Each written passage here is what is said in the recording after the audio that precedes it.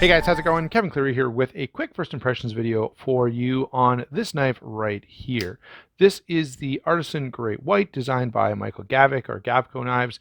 As you know, all of his knives are based around sharks, and I suppose this is no exception, although I'm not sure exactly what shark this is particularly channeling. I mean, I know it's called the Great White, but this is not like a great white I've ever seen.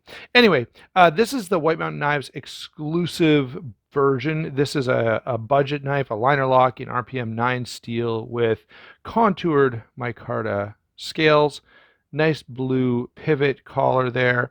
And also, I should point out the inside is blue as well. Kind of an interesting touch considering they're nested liners. I'm not sure why. I guess maybe they didn't like the way. Anyway, I don't know. For whatever reason, they did these blue liners, which is a nice touch, but they're almost totally hidden. Anyway, this is satin RPM 9. There's a few different variations available. We've talked about the micarta. We've talked about the pivot collar. It is on bearings. All right, and you can see Spidey flicks pretty well. Very drop shut action, very, very hydraulic. You can see there. In terms of lockup, you know, it's pretty solid up and down, side to side. It's a pretty svelte knife. So, you know, this is not a knife that to me inspires a lot of confidence. It's more of a knife you buy and own because you like the particular look. And it is a really, really cool looking knife. I think that's the main thing that stands out to me. This is a very, you know, I mean, fairly affordable budget.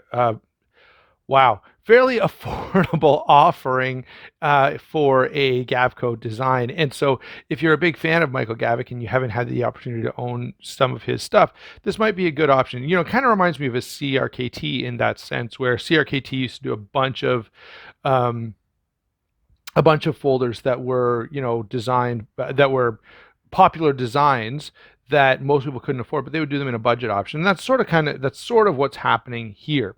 Fairly substantial sized knife, 8 7/16 overall, 3 3/4 inches on the blade, 4 5/8 closed.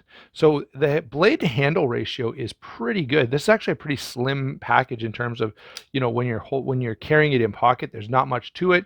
It still has 4 inches of grip area, which is tons, even if you have huge hands and a choil.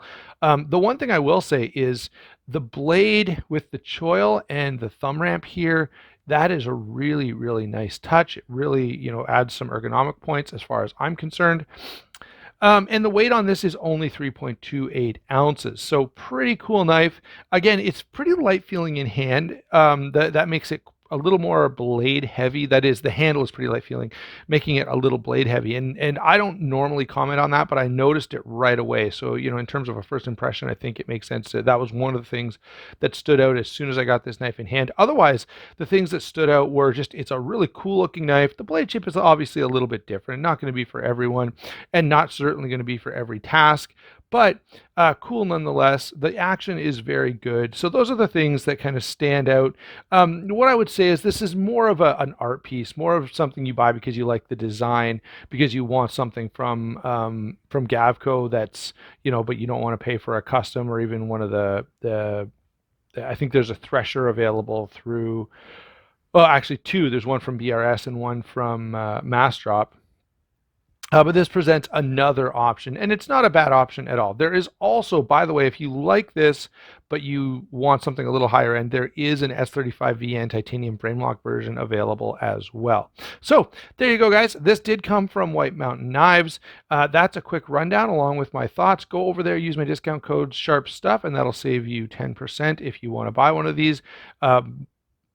Bigger, I guess it's a bigger reduction in price if you buy the $200 one rather than the, I don't know what these are, like 65, $70, something like that. Anyway, there you go. So that's a quick look. I'll come back in a bit with a full review. Thanks a lot for watching, and we'll talk to you soon.